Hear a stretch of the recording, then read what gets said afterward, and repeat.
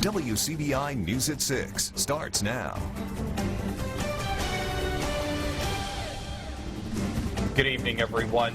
Flooding across the state continues to be a headache for many Mississippians. Some roads were closed and the high waters are causing damage to homes and vehicles. Bobby Martinez talks to a Lowndes County supervisor about the condition of roads and the damage caused by the recent rushing water. Bobby, so how's the county handling this wet situation?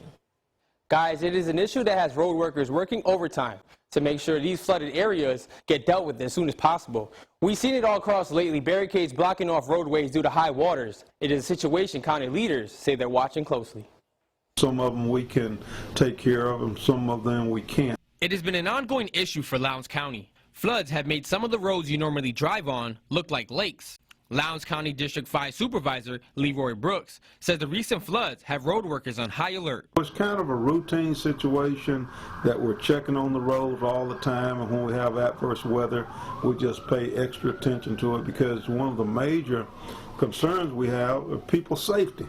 You know, we want people to be safe. Brooks says one thing that is helpful when these floods do happen is that they normally happen in the same areas. We do it so much that we're usually aware of what roads are in bad shape and what needs to happen. But the cost to repair these roads vary due to the amount of flooding that may occur. Road workers are working long hours to make sure everything is repaired as fast as possible. These guys work 12-hour days. They're out moving about all the time and doing flooding or other adverse situations. Sometimes they have to come in. We have these large trees falling across the road, and so they're called out at night to have to get the trees from across the road. This year alone, it might seem as if rain has been in the forecast almost daily. WCBI Chief Meteorologist Keith Gibson says rain around this time is above average. We've had anywhere from 10 to some places over 20 inches of rain, and obviously this is well above the average. In some spots like Starkville, we've had the wettest start of a year ever on record. So why so much rain? We're just stuck in a rut. There just seems to be a very active southern branch of the jet stream. Storm after storm every couple of days. We'll move on through here. We're so close to the Gulf of Mexico, so we get that moisture, and the end result is a lot of rain. And don't forget, you can always get your latest weather updates with the WCBI app. Guys, back to you. The Tupelo Fire Department has been helping flood victims around Jackson. The firefighters are members of the Task Force 1, the statewide group trained to respond to situations like swift water rescues. Task Force 1 members were deployed in the Flowood area. Captain Terry Robinson says the flooding was severe, but most people heeded warnings to evacuate. There was a lot of flooding south of the reservoir. When we got down there late Saturday afternoon, they actually did a mandatory release of some of the water from the reservoir. I think that the reservoir was starting to get compromised, but the local officials did a really good job of evacuating south of the reservoir, so most everybody had already left the area. TFD took 2 boats along with an inflatable and hard-bottom boat. 67 counties in Alabama are under a state of emergency following the state's flooding. Governor Kay Ivey issued that state of emergency this afternoon. The Alabama Emergency Management Agency State Emergency Operations Center has also been activated. This will connect Alabamians to resources they need if they have been impacted by recent flooding. The governor is asking people to stay tuned to the local forecast. More flooding is possible there. Unfortunately, we still have rain out there. A live view in Vernon at Durham's Pharmacy, Tupelo, and Columbus, Louisville, Mississippi. We have wet weather.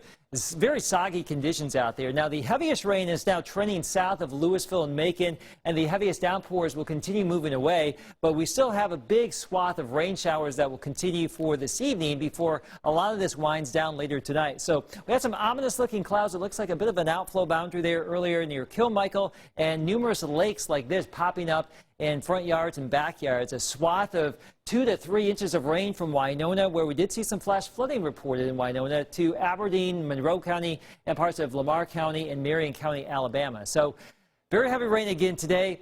As I mentioned, though, the heaviest activity shifting south. Temperatures will continue to cool later on this evening by 11 o'clock down into the 40s.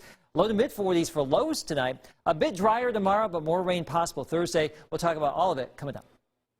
The name of a Calhoun City homicide victim is released today. Investigators tell WCBI Stacy Shane Rippey of Calhoun City died at Baptist Memorial Hospital Calhoun on Friday.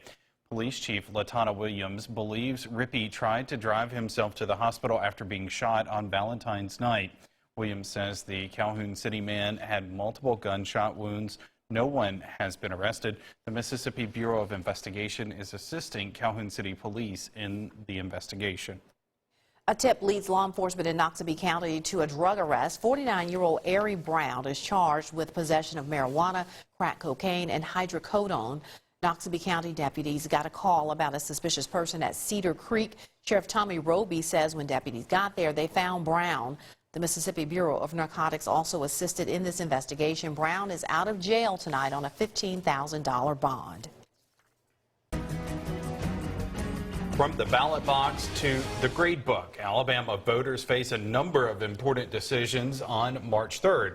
But one of them could have a major impact on education throughout the state. Voters will have the opportunity to vote yes or no for Amendment 1. It's a controversial proposal that determines the future of the state school board. Our Cash Matlock talked to educators in Lamar County today. He joins us in the studio with a breakdown of this new amendment.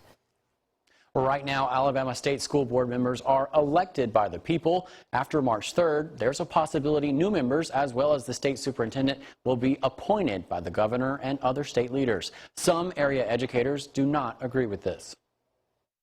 Vance Herron is the current superintendent for Lamar County, Alabama. He was elected to this position 3 years ago, a process he believes firmly in. We feel like that the people should have a voice. On March 3rd, Herron is up for re-election, but there's another matter on the ballot that has his attention. It's called Amendment 1. They will see where it's renaming the State Board of Education and renaming the Superintendent of Education. Herron says this wording can be deceiving. It's allowing the governor to appoint our state board members. The people of not just this county but the state are going to lose their vote. County board members will still hold elections, but Herron says changing school officials on a state level will have a noticeable effect. The State Board of Education, state superintendent, pretty much set standards that we all have to go by in the state of Alabama. He says whoever the governor appoints isn't required to have a background in education. We're not sure what direction we would be going into, who we would answer to. We're not sure about what kind of curriculum would be put out there for us to teach. If the people vote yes on Amendment 1, Herron says it won't be long until area students see a change. A lot of things are going to get tucked away at the local level. There's a lot of decisions that's going to be made for us from Montgomery without even considering what we have, if that's the best thing for our system or not. If there's too much change, then it's going to affect our students. The Alabama Democratic Party primary is March 3rd. For more information on Amendment 1, you can visit our website at WCBI.com. A community organization is making its community larger. Yeah, we find out more about their mission to help when we come back.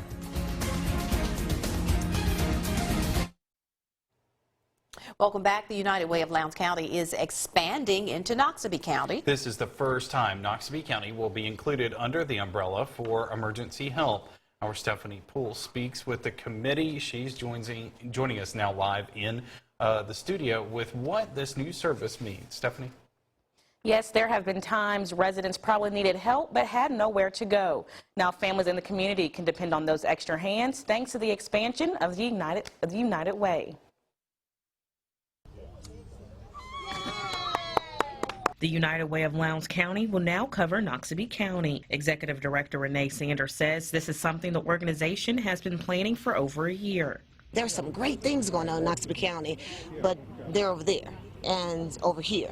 Now what we're going to do as United Way is bring those resources together so that we can be more stronger together. So what we're going to do is just kind of connect what's already going and build it. Sanders says her committee will work to assist families who have unmet needs in that county. We have 3 focus areas: education, health, and financial stability, but also disasters.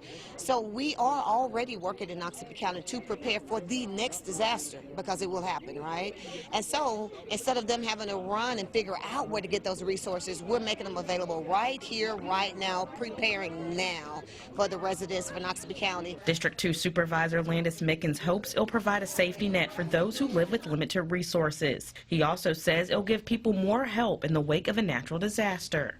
During the floods and catastrophic storms that come in, like tornadoes or hurricanes or whatever, the United Way would be a plus for our citizens, getting their homes back up, bringing in food, health, any type of health services that's out there. It's great to be part of this organization and knowing that our people get the benefits. I can just see some of the services that were already provided and have been beneficial to the citizens of Knoxville County, and we anticipate that just to be improved upon as well. Overall, the goal is to connect people through charities, organizations, and community agencies. And if they don't have the knowledge of where to get resources, where do I get food? Where do I get help with assistance with any type of maybe homes or shelters or things of that nature, they can contact us and we can put them in contact with other agencies that does that. For more information on the resources that are available, please visit our website, WCBI.com. Another day, another round of rain. And we know you have no control over this, but just make it stop. Hey, don't yell at me, but what I am going to do is record the weather tonight, and we'll just replay this for the next couple of weeks. No. Folks wouldn't like that. No. We really want to dry things out. We don't want to see this, rivers and lakes popping on up with all the recent rainfall today. We have the heaviest rain leaving our area now, but there will be some showers later tonight. We'll have another one of these systems on Thursday. Your full forecast is next. Your WCBI First Alert AccuWeather forecast with Chief Meteorologist Keith Gibson. Special shout out to my new friends from Fairview Baptist Church in Columbus area today. I went out there this morning for the 55 Plus Ministry Luncheon. Had a great time talking about severe weather preparedness, severe weather in general, weather in general. Thanks for having me out today. It's always wise to be prepared. Vernon, this weekend at Durham's Pharmacy, we're talking about weather radios. Stop on by the store. Tax-free will be the severe weather radios this weekend because we have that tax-free weekend over in Alabama coming up. Right now in Vernon at Durham, 60 degrees, still on the mild side, but temperatures will be cooling later on tonight. Louisville still at 63. We've had some wet weather here this evening in Louisville, Mississippi. 61 degrees in downtown Columbus. Wet weather continues and low clouds, not as wet in Tupelo, but it's 52 colder, and we have winds now from the north at about 23 with some higher gusts, so some colder air is blowing on in. From Louisville to Macon and south, still some heavier downpours, and then lighter but still steady here from Columbus back to Winona. And some rain continues back to the north as well. And this will gradually shift from Mississippi into parts of West Alabama for you in Lamar County. And then we'll wind all of this down as it shifts to our south later on tonight. A swath of 2 to 3 plus in some spots here, obviously causing more concern around here. So let's just time this out hour by hour. You can see the heaviest rain pulling away. There will be some showers lingering here this evening, so we're not completely done. Temperatures will be cooling into the 40s by 10 and 11. And then later tonight, we'll get rid of the moisture and temperatures will cool down. Some of you could briefly dip into the upper 30s where we may see a few breaks in the clouds. And same story tomorrow. There could be a few breaks farther north. More clouds farther south, but we don't advertise a lot of rain tomorrow. Temperatures will be in the 50s. Now tomorrow night, more clouds, more rain here as we get into our Thursday morning. A chilly start, a cold rain, and there could be a few batches of wintry mix-up here right along the state line on Thursday morning. But notice the temperatures at or above freezing. We don't anticipate any problems there, even if that were to occur. The moisture With the system Thursday, the heaviest is likely going to be south of I-20, but we'll have some rain around. The clouds will gradually clear after a chilly day with highs only in the 40s, and we will cool down into the 20s as we get into Thursday night. We still have the flash flood watch in effect for tonight, and between now and Thursday, anywhere from a ½ inch to maybe 1 to 2 inches of additional rainfall here. So tonight, lingering rain, turning much cooler. Here's our planner for tomorrow. Clouds to start. Highs will be in the 50s, but not a lot of rain. Ooh. Not a lot of rain expected. Let's play number cards. Sorry about that, folks, if you could just see that. But areas of rain Thursday, 46, 29, clearing Thursday night. Friday, Saturday, dry. Before some more wet weather there on Sunday. All right, you're like my dog when he wants to come sit. He just There's makes a way wheels in on there. you. Hey, I'll go where I need to go. They do move around, that's for sure. All right, the Bulldogs hope for March Madness hanging on game by game. Ben Howland talks about the pressure coming up next in sports.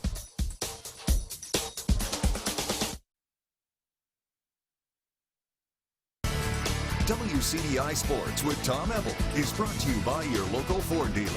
Go further.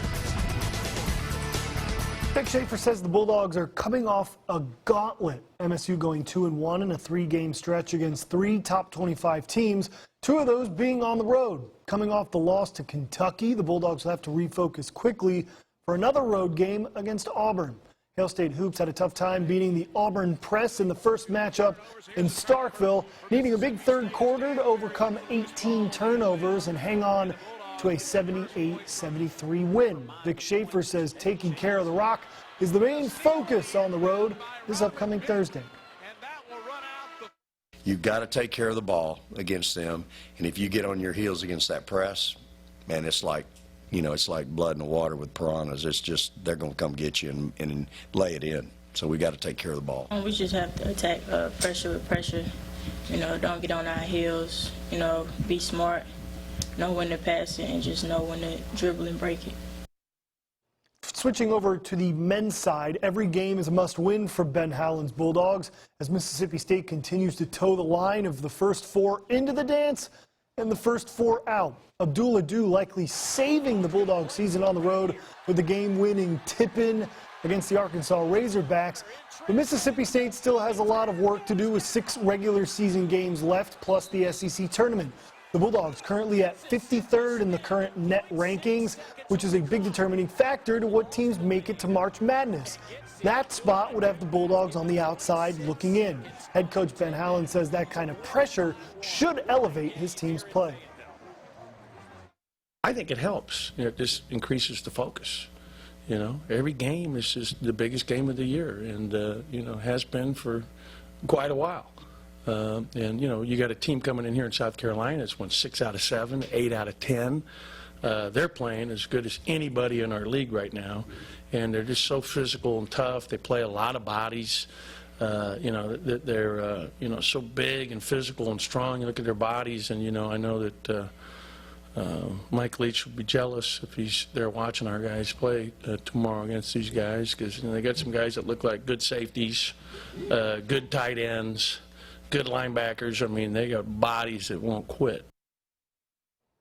Interesting take there. Mike Leach would enjoy watching some basketball on Wednesday. Ole Miss at Missouri coming up later tonight at 7:30 p.m. before the Rebels take on Alabama on Saturday. South Carolina at Mississippi State coming up tomorrow at 8 p.m. And then the Bulldogs go on the road to take on Texas A&M for a 2:30 Saturday tip. On the women's side, Ole Miss hosts 14th-ranked Kentucky coming up on Thursday. Mississippi State on the road at Auburn. Then on Sunday, the Bulldogs will host Alabama, and Ole Miss going on the road at Missouri. Mississippi State softball jumps into the rankings for the first time this year, ranked 24th in the country in the USA Softball ESPN poll. It's the first time since 2018 the Bulldogs have entered a top 25. The 9-1 Bulldogs head to California for the weekend for the Mary Nutter Collegiate Classic for a 5-game tournament. And the college baseball sensation out of Oxford, Cale Baker, wins the Golden Spikes Performance of the Week for batting .417 with 2 homers, 5 RBIs against top-ranked Louisville. Baker and the Rebels, next game coming up on Wednesday at 4. The Rebels were supposed to play tonight, but the rain forced to cancel, and their game against Arkansas State has been rescheduled to April. Of course. Rain and baseball, it's tradition in the early season. No doubt. All right, thanks, Tom. We'll be right back.